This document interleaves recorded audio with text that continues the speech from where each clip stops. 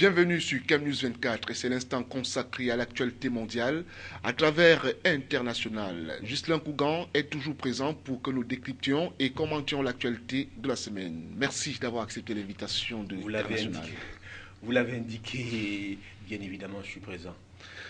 Nous commençons tout de suite l'autre tour d'actualité avec cet accord politique interguinéen qui a été paraphé la semaine dernière par les différents acteurs de la vie politique nationale et les représentants de la société civile. Le consensus obtenu porte sur l'organisation des élections présidentielles libres et crédibles au mois d'octobre prochain. Un élément et on revient pour les commentaires. C'est un accord qui ouvre la voie à une élection apaisée en Guinée après plusieurs mois de crise politique. Les acteurs politiques guinéens ont paraphé un document de sortie de crise sous l'égide de la médiation de la CEDEAO, conduite par Mohamed Ibn Chambas. Les deux camps s'accordent ainsi sur les deux principaux points de discorde relatifs à l'organisation du scrutin présidentiel d'octobre 2015. L'accord qui vient d'être conclu après 2 mois de négociations permet une plus grande représentativité de l'opposition dans l'administration locale et envisage une réforme de la Commission électorale nationale indépendante. Ça fait 2 mois, 2 jours, jour pour jour, que nous avons commencé dans cette même salle ces travaux. Ça a pris le temps que cela a duré, ça a pris le temps que ça a pris, mais nous avons abouti. Le chef de file de l'opposition, Cellou Dalein Diallo, a également salué la signature de cet accord tant attendu. Le président de l'Union des forces démocratiques de Guinée, UFDG, principal parti d'opposition, rappelle cependant aux autorités la nécessité de respecter les termes contenus dans le document. Le gouvernement de la République a une responsabilité au-delà de l'opposition.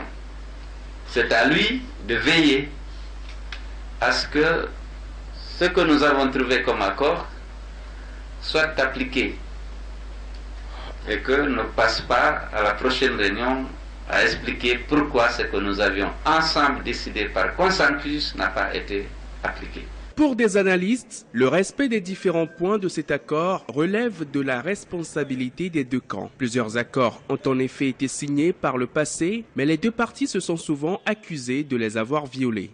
S'il n'y avait pas la conclusion de cet accord qui est le résultat d'un compromis dynamique, il y avait de forts risques de boycott de l'élection, ce qui allait impacter sur la crédibilité du scrutin, même s'il n'y avait pas assez de candidats en tant que tels. Les Guinéens se rendront aux urnes le 11 octobre 2015 pour élire un nouveau président de la République. La tension politique à la veille de ce scrutin pourrait se décrisper avec la signature de cet accord qui engage les deux parties à la tenue d'une élection calme et apaisée. La Guinée a organisé sa première élection démocratique en 2010 qui a vu l'arrivée au pouvoir d'Alpha Condé, candidat à un second mandat. Alors, plantons le décor autour de ce sujet avec cette première question, Ghislain. Cette concertation qui a duré plus de 2 mois portait sur quoi précisément ? Elle portait principalement sur 3 éléments. Le premier élément est la révision notamment de la CENI, la Commission électorale nationale indépendante, également le nettoyage du fichier électoral et aussi notamment la tenue des élections locales. Parce que l'opposition et le parti au pouvoir et le gouvernement, si on veut, ne s'entendaient pas sur l'organisation, notamment la périodicité de l'organisation des élections locales. Le pouvoir voulait l'organiser après l'élection présidentielle, alors que l'opposition imposait, commandait, exigeait que les élections locales puissent se tenir avant l'élection présidentielle. Donc voilà les 3 points sur lesquels pouvoir et opposition débattaient depuis plusieurs mois déjà. C'est un 4e dialogue politique interguinéen. Est-ce que cela constitue le bout du tunnel ? Le bout du tunnel, on peut l'estimer, mais je pense que cela constitue un avancement ou alors une avancée significative dans la volonté du peuple guinéen d'aller vers des élections apaisées.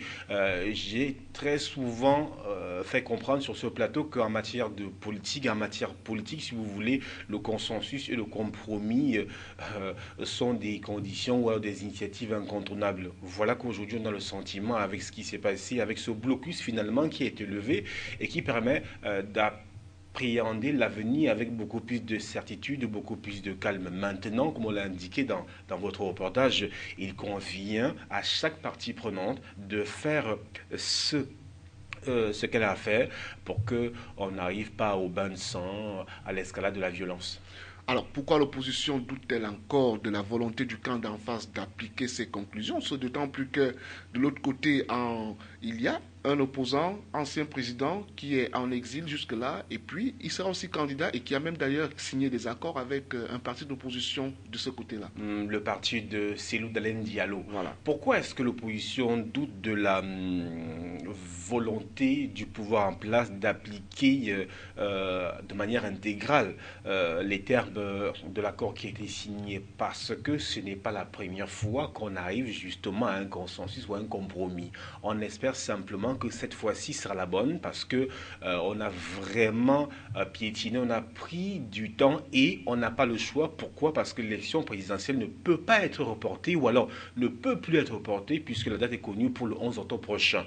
Donc le temps, le timing amène les différentes parties prenantes à se conformer à ce qui a été signé.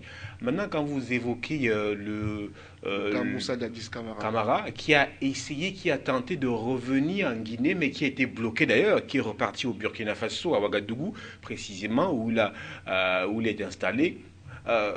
Camara, lui, a fait alliance avec l'UFDG de Cellou Dalein Diallo et c'est quelque chose qui n'a pas été apprécié par le pouvoir, notamment Alpha Condé, qui estime que Moussa Dadis Camara n'a pas encore exprimé, n'a pas encore été jugé pour ce qui s'est passé, notamment les morts au stade lors des matchs de football. Donc, il s'agit d'un élément qui aujourd'hui peut paraître comme un caillou dans la chaussure de Moussa Dadis Camara, mais on peut s'interroger pourquoi c'est aujourd'hui qu'il a décidé d'entrer en politique et surtout de soutenir Diallo. Pourquoi c'est aujourd'hui qu'on estime, qu'on découvre subitement qu'il y a une affaire pendante contre lui alors que cela remonte quand même depuis, je crois, beaucoup d'années aujourd'hui. Donc maintenant, pour ce qui est des éléments sur lesquels les parties prenantes sont entendues, il s'agit, on l'a précisé, la CENI, et à ce niveau, il est indiqué qu'on va nommer 2 membres de la commission qui vont émaner de l'opposition et puis on va essayer de toiletter le fichier électoral. La question se pose dans tous les pays, bien sûr, Adis doit suivre mon regard, le fameux nettoyage du fichier électoral. Ça va se faire avec un comité de suivi qui a été mis sur pied, avec l'assistance technique qui va avec, et bien évidemment, quand on parle de compromis et de consensus, l'opposition a accepté la tenue des élections locales après la présidentielle, alors qu'au départ, elle ne voulait rien comprendre. On va arrêter avec l'opposition. Intéressons-nous maintenant au pouvoir en place. Alpha Condé a-t-il réussi à construire son État si l'on sentit un soutien multiforme que comptent apporter les puissances mondiales à la Guinée? Bien évidemment, je pense qu'à partir de ce compromis qui a été trouvé, c'est Alpha Condé qui sort grandi. Il a réussi et il n'a pas perdu la face puisqu'on maintient en réalité les élections locales après la présidentielle. C'est-à-dire qu'à partir du mois de 2016. Et on sait très bien que ce qui a amené l'opposition à rester sceptique par rapport à ce calendrier, c'était qu'on estimait que si on va à l'élection présidentielle avec les représentants, qu'ils soient communaux ou les députés, on a le sentiment que ceux qui sont là sont les gens du sérail, les gens du président Condé, puisque depuis on n'a pas eu l'élection. Et donc automatiquement on estime qu'ils contrôlent cela. Alors donc quand on maintient les élections locales pour après la présidentielle, il sort gagnant. Et voilà qu'à partir de ce moment donné, non seulement il sort gagnant, mais en même temps, il a la légitimité, si on veut finalement, de la communauté internationale qui estime qu'il a su manœuvrer pour que l'opposition soit d'avis avec lui sur un ensemble de choses, même s'il concède de revoir, de reconfigurer la CENI. Espérons que tout ira pour le mieux d'ici octobre pour cette élection en Guinée. Rendons-nous à présent au Nigeria où le chef de l'armée de ce pays, le général Tukur Buratai, a échappé à une embuscade des éléments de l'État islamique en Afrique de l'Ouest, ex-Boko Haram. Une attaque qui est intervenue à la veille de l'arrivée du secrétaire général de l'ONU Ban Ki-moon à Abuja pour y commémorer la meurtrière attaque de Boko Haram contre le siège de l'ONU en 2011 qui avait fait 21 morts. Alors, au-delà de cette embuscade manquée contre le chef de l'armée du Nigeria, quel aura été le menu des échanges entre Ban Ki-moon et Mohamed Bouhari? En fait, je pense que fondamentalement, le déplacement du secrétaire général des Nations Unies n'était pas pour venir aider le Nigeria sur un terrain ou alors débattre d'un sujet qui préoccupe suffisamment l'Afrique centrale, l'Afrique de l'Ouest avec le Nigeria, en tout cas les pays qui sont des plus impliqués dans la bataille contre Boko Haram. Le secrétaire général des Nations Unies est venu commémorer notamment le massacre en 2011 devant du siège de l'ONU, massacre au terme duquel il y a eu 21 morts. Il venait donc justement à mission de commémoration pour l'ONU, dont il a juste profité. C'est vrai que le lien peut être fait, parce que ce sont les membres de Boko Haram qui ont commis ces attentats-là en 2011. Donc c'est à partir de ce moment qu'on peut estimer que l'auteur est le même, Boko Haram, et donc automatiquement les stratégies qui sont mobilisées, les mécanismes en matière de ressources humaines et matérielles vont être mobilisés pour une même cause, c'est-à-dire que détruire Boko Haram. Donc en réalité, il venait pour la cause des Nations Unies. Et le problème, c'est que, et vous l'avez évoqué, même quand il annonce qu'il vient, l'ONU, c'est quand même la plus grande organisation. Cela n'a pas empêché Boko Haram de frapper, notamment de vouloir frapper un très grand coup. Parce que c'est quand même le général Boko Haram aurait souhaité tuer le général, quelqu'un qui est très grand, pour montrer justement au secrétaire général des Nations Unies que non, Boko Haram est bel et bien là, malgré le fait qu'on annonce ce mouvement terroriste très bien diminué. L'on a envie de dire que c'est une visite pour rien au moment où l'on attend des actions fortes des Nations Unies dans la lutte contre Boko Haram, devenu État islamique en Afrique de l'Ouest. On ne serait pas attendu tout simplement à une visite de commémoration. Pourquoi pas une déclaration assez forte pour la lutte contre Boko Haram? Mais, M. Anizou, Boko Haram se fiche pas mal des déclarations. Ban Ki-moon, vous le savez, Ban Ki-moon est le secrétaire général des Nations Unies. Les Nations Unies sont à plus de 25% financées par les États-Unis. Les États-Unis, aujourd'hui, avec Barack Obama, surfent sur la vague de la diplomatie, de la parlotte, si vous voulez.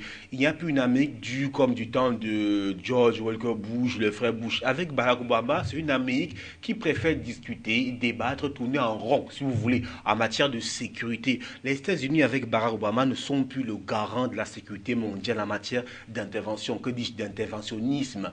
Barack Obama, lui, compose, il dialogue, il débat. Et donc, le secrétaire général des Nations Unies a débattu, a parlé, a fait la déclaration. Il a intimé à Boko Haram d'arrêter. Et ça n'a rien changé, puisqu'il y a encore 2 jours, Boko Haram a frappé. Il y a eu 5 morts et 20 blessés, toujours à Damaturu, dans le nord-est du Nigeria. Comme pour dire, tu parles pour toi, comme on dit chez nous, nous on fait ce qu'on a à faire. Et il est intéressant de montrer aujourd'hui que Boko Haram est davantage plus dangereux. Pourquoi? Parce que Boko Haram se sent acculé dans ses derniers retranchements. Et un peu ce qu'on appelle chez nous un peu le sagat-sagat. Avant de mourir, Boko Haram veut faire le plus de mal possible aujourd'hui, qu'on estime que Boko Haram est en train de vivre ces dernières heures, en attendant que l'allégeance prêtée à l'État islamique soit validée et que sur tous les toits, on sache que véritablement il s'agit d'une aile du groupe État islamique. Au risque de faire de la répétition, mais il faut insister là-dessus, l'ONU ne prend aucun engagement autre que le soutien moral dans la lutte contre Boko Haram. Et pourtant, tout le monde entier se serait attendu qu'on ait aussi le déploiement des casques bleus et autres pour combattre Boko Haram. Oui, mais le déploiement des casques bleus va se faire. Déjà que le président François Hollande a demandé une rencontre avec tous ces pays qui sont directement liés à la guerre contre Boko Haram à Paris pour planifier un ensemble de choses. On ose croire que justement la France, ayant une place au Conseil de sécurité des Nations Unies avec d'autres veto, va donc débattre et puis amener les uns les autres à de meilleurs sentiments pour qu'on puisse déplacer, pourquoi pas envoyer les soldats de l'ONU. Sauf que, comme vous précisez, j'ai indiqué tout à l'heure la venue, l'objet même de la visite de Ban Ki-moon au Nigeria. Je vous dis que Ban Ki-moon venait commémorer la mort des soldats des Nations Unies. Vous pensez qu'ils vont aussi accepter qu'on vienne tuer le soldat n'importe comment? Je vous comprends. Il y a une bataille grande. Boko Haram a des ramifications, mais je pense qu'aujourd'hui, il faut des actions concertées. Et de ce point de vue, la force multinationale qui est mise sur pied aujourd'hui avec le Cameroun, vous le savez bien, le Tchad, le Nigeria, le Niger et même le Bénin, est quelque chose de bien. Attendons simplement que cette force soit déployée véritablement sur le terrain. Et je crois que Boko Haram va vraiment entendre passer cette force-là. Certainement que les Nations Unies ne vont plus se limiter à décrier, à faire des grandes annonces autour des attaques de Boko Haram. Il faudrait bien que cette organisation prenne position et nous partons ailleurs alors que la question de l'héritage entre les 53 héritiers d'Omar Bongo n'est pas réglée. le président gabonais Ali Bongo Ndimba a annoncé qu'il avait décidé de donner toute sa part de l'héritage de son père Omar Bongo Ndimba à la jeunesse gabonaise dans un discours prononcé à l'occasion du 55e anniversaire de l'indépendance de ce pays d'Afrique centrale. Reportage. 2 hôtels particuliers à Paris, dans les très chics 7e et 8e arrondissements. Ali Bongo les cède contre un franc symbolique à l'État gabonais. Ils seront affectés désormais à un usage diplomatique et culturel.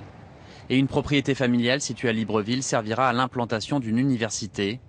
Et ce n'est pas tout.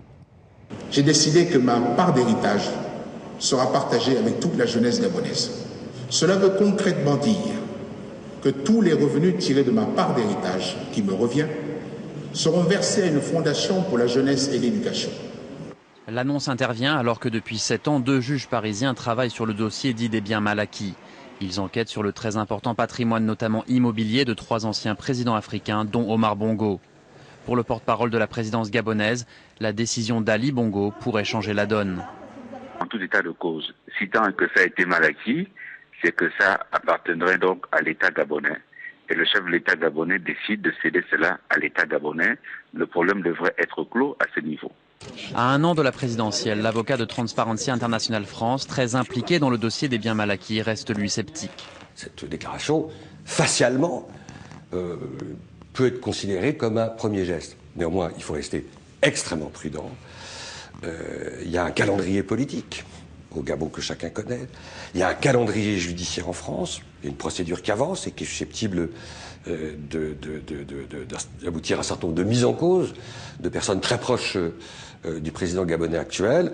La succession d'Omar Bongo, mort en 2009, compte 53 héritiers déclarés. Pendant plus de 40 ans, le père d'Ali Bongo a dirigé le Gabon et accumulé une grande richesse. La valeur des actifs identifiés dépasse plusieurs centaines de millions d'euros. C'est une annonce bien surprenante. Par ce texte, le clan Bongo aurait-il peur de l'issue de l'affaire sur les biens mal acquis?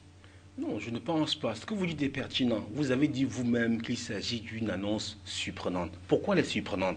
Elle est surprenante parce qu'elle est inédite. Parce que Omar Bongo, le petit Bongo Ali, vient bousculer les habitudes établies.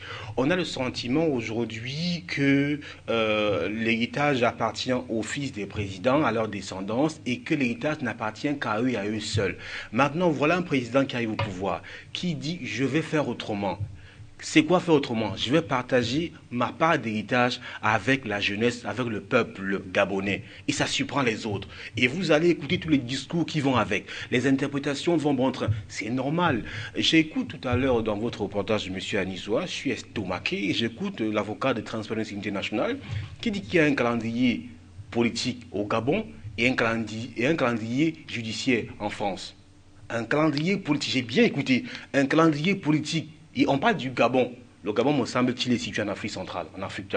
On parle d'un calendrier politique au Gabon, c'est normal, et un calendrier judiciaire en France. Ça pose un problème. Que l'on soit sceptique, on peut comprendre notamment la position des opposants gabonais, mais il reste que le geste d'Ali Bongo est un geste salvateur. Il est inédit. On n'a jamais vu ça. Il faut d'abord apprécier le geste dans sa magnanimité, dans sa symbolique. C'est quelque chose de bien. Maintenant, à partir du moment où il y a un contexte précis, il y a l'élection présidentielle qui arrive, on peut maintenant interroger l'opportunité d'une telle déclaration. Peut-être l'avocat de Transparency International fait cette déclaration à partir dès lors qu'il y a des affaires pendantes en justice, justement en France. C'est pour ça qu'il évoque le calendrier judiciaire en France. Oui, mais c'est le calendrier judiciaire en France. Mais je pense qu'il a reprécisé et on a très bien fait dans ce programme de sélectionner la partie où le président Bongo intervient. Il dit sa part d'héritage. Ça veut dire quoi? Ça veut dire qu'il ne parle pas de tout l'héritage du Bongo. Attends, monsieur Anizoa, lorsqu'un père décède, ses enfants, chaque enfant a une quote-part dans l'héritage. Alors, vous n'allez quand même pas me dire que tout ce qu'il y a comme héritage au Gabon appartient au peuple gabonais. Il y a quand même l'héritage du président en tant qu'individu, en tant qu'entité détachable de la fonction présidentielle qu'il exerce. Et donc Ali Bongo, en tant que fils de président, a droit, qu'on le veuille ou non, à une part d'héritage. Maintenant, je peux comprendre la préoccupation des uns et des autres sur déjà qu'il faut faire la lumière sur cet héritage-là, quitte à savoir qu'est-ce qui appartient aux enfants, qu'est-ce qui appartient au peuple gabonais. Et que c'est à partir maintenant de cette clarification qui va être faite que l'on pourrait davantage savoir de quoi est-ce qu'Ali Bongo parle, au lieu de commencer très tôt à lui faire un faux procès. Ali Bongo semble parler au nom de toute la famille Bongo. Ça voudrait dire qu'il y a eu un consensus préalable à cette annonce? Justement, il a fait part de ce qu'il a discuté. Plus de 50 héritiers. 53, comme on dit. Mais là, dans son reportage, il dit bien ma part d'héritage. Or, précédemment, on a écouté qu'il a fait part de ce qu'il a discuté. Non, je pense qu'il a discuté avec ses frères, avec ses autres héritiers, et leur a dit, voilà ma position par rapport à ma part. Ma part d'héritage en tant que président de la République gabonaise, je vais dédier cette part-là au peuple gabonais. Je pense qu'il devait informer, discuter avec ses frères, sa famille de cela. Ce n'est pas une décision, c'est une décision, c'est vrai qu'il lui revient, mais il convient de manière intéressante, de manière polie, d'informer les autres héritiers. Donc on peut comprendre qu'il ait pris sur lui de discuter avec cela auparavant, avant d'annoncer justement que sa part d'héritage, il va la partager ou la léguer au peuple gabonais, à la jeunesse gabonaise. Le peuple gabonais, de son côté, estime que cette déclaration n'a rien d'extraordinaire, ce d'autant plus que la restitution des biens ne revient qu'au peuple gabonais qui reçoit ces biens. Mais non, monsieur Anuzoa, ce n'est pas le peuple gabonais qui a dit cela, non. C'est une frange de la population gabonaise. Si vous interrogez le peuple gabonais, la plupart des jeunes ne peuvent que se réjouir d'une telle déclaration, d'une telle annonce. Il s'agit de l'opposition. Je pense qu'il faut qu'on fasse beaucoup attention. Le peuple gabonais ne s'est pas exprimé. Si on parle du peuple gabonais ici, on parlera du porte-parole du gouvernement, qui parle au nom du gouvernement. Et le porte-parole ne peut que se réjouir de cet acte de bravoure du président Bongo. Et il s'agit de l'opposition qui reste sceptique. Et le scepticisme de l'opposition se comprend, j'ai dit bien se comprend, on est dans une bataille, dans une guerre. Si on revient au Cameroun, j'ai eu à feuilleter récemment, en regardant quelques vidéos, je suis tombé sur une vidéo de l'actuel ministre de la Communication, Issa Chiroma Bakary.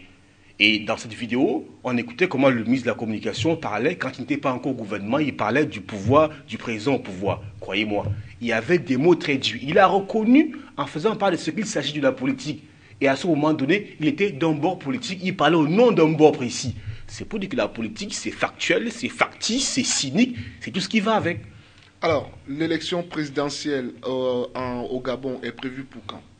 Je pense que pour 2016, on va un an, 2016. 2016, c'est donc la campagne qui a commencé, on peut dire. Si vous voulez, mais c'est aussi ça la politique. La politique, c'est une affaire il faut être malin, c'est une affaire d'opportunité, c'est une affaire de flair, c'est une affaire d'ingéniosité aussi, puisque c'est inédit. Si c'est pour frapper les esprits, je pense qu'il a réussi, il a suscité le débat.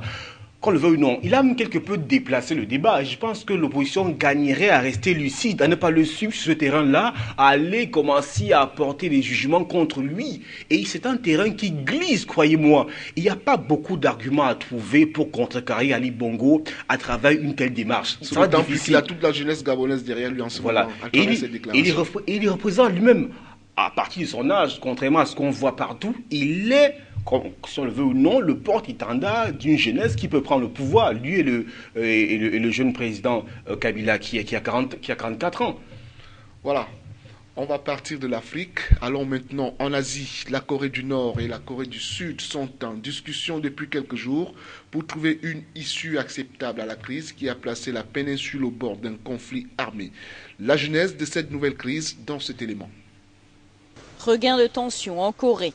Pyongyang menace son voisin d'action militaire si Séoul ne cesse pas la diffusion de messages de propagande dans les 48 heures.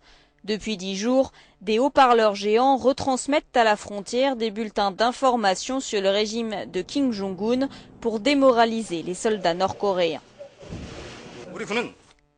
Cet officiel sud-coréen explique que l'armée est en niveau d'alerte maximale et surveille attentivement les mouvements de troupes nord-coréens et qu'elle est prête à répondre avec force si les provocations continuent. Cet ultimatum fait suite à un nouvel incident entre les deux frères ennemis. L'armée sud-coréenne a tiré jeudi des dizaines d'obus en direction de la Corée du Nord. Il s'agit de représailles aux tirs de roquettes nord-coréens qui avaient visé un haut-parleur un peu plus tôt dans la journée. Qu'est-ce qui serait à l'origine de ce regain de tension entre la Corée du Sud et son voisin homonyme du Nord? Je pense que cette énième tentative d'animosité entre les deux Corées s'inscrit dans ce qui se vit pour ce qui est des relations entre la Corée du Sud et la Corée du Nord depuis 1953. Il convient de préciser sur le plan historique que depuis 1953, vous savez qu'il y a eu une armistice entre dans les deux pays, c'est-à-dire d'une convention signée entre deux États belligérants en guerre, une convention de cessation d'hostilité. Donc de 1953 jusqu'à 2011, on a relevé 221 violations de ces accords, de cette armistice-là. Donc vous comprenez que c'est quelque chose qui est courant. Donc cette escalade de la violence vient s'ajouter à cela. Donc ce n'est qu'un nouvel épisode. Maintenant, ce qui a justement fait monter la mayonnaise, c'est le fait que les États-Unis, avec la Corée du Sud, aient fait quelques exercices militaires, notamment à la frontière, notamment en simulant comme ennemi la Corée du Nord et en pensant à l'effondrement du pouvoir nord-coréen. Et voilà, les Coréens sont énervés, ont voulu montrer à la Corée du Sud que non, nous avons du répondant, nous pouvons réagir. Et tout cela part également d'un incident survenu à la frontière des deux Corées, une mine qui avait sauté, et la Corée du Sud a estimé que la Corée du Nord était responsable de cet incident-là. Donc voilà comment l'embrasement, et je pense que l'inimitié entre ces deux Corées est perpétuelle. Chaque année, il y a des petites guéguerres entre les deux pays. Sauf que cette fois-ci, ça a pris un peu plus d'ampleur. Mais cette fois, c'est donc dire que c'est la Corée du Sud qui est l'instigatrice de cette provocation, étant entendu qu'elle a placé des haut-parleurs à la frontière, tout en faisant une campagne de dénigrement à l'endroit de la Corée du Nord. Non, la Corée du Sud réagit. Je vais vous dire que en début du mois d'août, il y a eu un incident à la frontière entre la Corée du Nord et la Corée du Sud, une mine qui a, je crois, explosé. Il y a eu quelques policiers sud-coréens blessés. Et la Corée du Sud a estimé que la Corée du Nord était responsable de ce qui se passe. Donc la Corée du Sud, lorsqu'elle brandit les haut-parleurs, c'est justement pour réagir. Et parce que la Corée du Sud n'a pas suffisamment de moyens. Vous savez, entre les deux Corées, la Corée du Nord est militairement plus forte, puis ils assistent que la Corée du Sud, vous le savez très bien. Et donc la Corée du Sud, manquant d'arguments pour réagir, a préféré mettre les haut-parleurs et puis se livrer à des propagandes anticommunistes contre la Corée du Nord. Et je reprécise également que ce sont les exercices militaires exercés à la frontière en simulant pour ennemi la Corée du Nord, qui a justement énervé la Corée du Nord, qui a voulu réagir à travers tout ce qui se passe.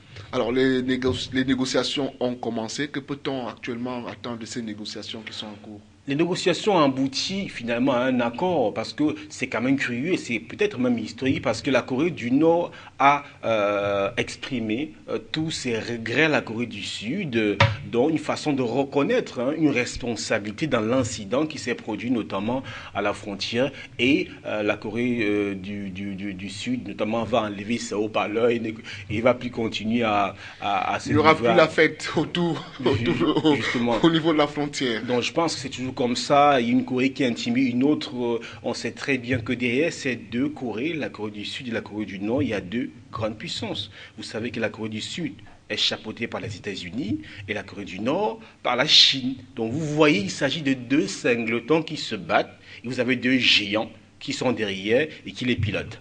Et comme on dit, quand les éléphants se battent, c'est les herbes qui subissent. Alors, on va sortir de cette émission, mais avant, je voudrais qu'on prenne un sujet qui n'était pas inscrit à l'ordre du jour. C'est juste une actualité en bref. Alors, le président Salva Kiir a finalement apposé sa signature au bas de l'accord de paix au Soudan du Sud. Alors, qu'est-ce que cela vous inspire comme commentaire? Je pense simplement que quand il est reparti sans avoir signé, en faisant part de ce qui reviendrait 15 jours plus tard, je pense que la communauté internationale a suffisamment pesé et les chefs d'État des pays qui sont dans la zone l'ont appelé pour débattre avec lui et la pression s'est fait davantage sentir parce que bien qu'il ait signé, il a fait part de ce que la signature d'un accord doit amener les différentes parties prenantes à s'entendre. Il a signé l'accord avec des réserves. Vous sentez qu'il a subi, il était obligé parce qu'on aurait estimé que c'est lui qui bloque tout. Riek Machar a signé, le gouvernement a signé, on estime qu'il manque le président et il a été un peu contraint de signer avec des réserves bien évidemment pour qu'on estime pas que c'est lui qui bloque notamment le rétablissement de la paix au Soudan du Sud, ce pauvre pays qui souffre énormément. Au-delà de cette signature, il y a eu d'autres rebondissements. C'est des affaires que nous aurons à traiter dans notre prochaine édition. Ce sera la semaine prochaine. Mais entre-temps, on va se dire au revoir tout en remerciant Ghislain Kougan qui nous apporte toujours des bonnes informations sur le plateau d'International. Le plaisir est partagé, Donald. C'est terminé. Au revoir.